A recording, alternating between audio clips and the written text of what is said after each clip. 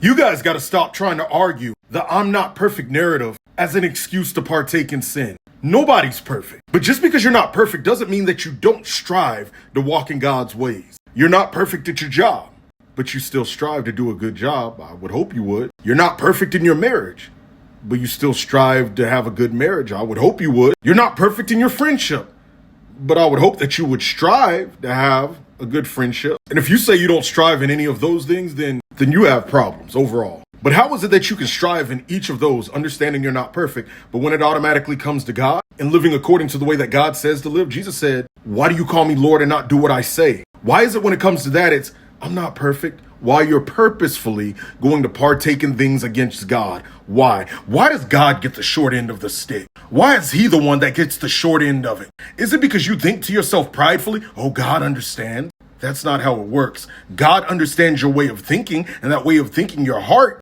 can land you in eternal separation. In other words, hell. Now again, you're not going to be perfect in your walk with God. Nobody is at all. You guys are almost getting me in my real voice. Nobody's perfect at all. But there is a biblical difference, according to the Apostle John, according to many others, of people that make a purposeful practice of sin versus those that don't. You see the three dimensions of sin mentioned in the Old Testament and also crossing over to the New. Exodus 34:7. Iniquity, transgression, and sin. Sin in the Hebrew and in the Greek means missing the mark, falling short of God's standard. Transgression is willful rebellion. And iniquity is twisted depravity, when sin becomes your nature and lifestyle. Sin is like taking shots of basketball, occasionally missing.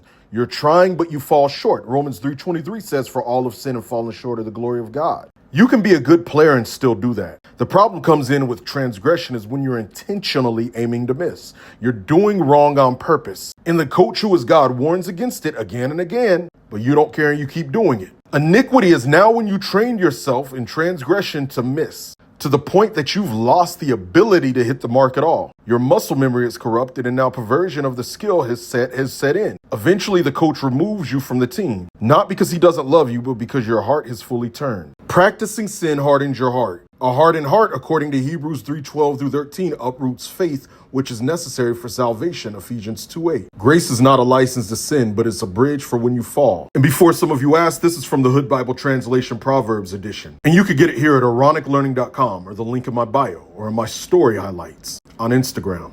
Overall, when you train yourself to sin, you're purposely not striving for God. And God will hold you accountable for that. So keep that in mind.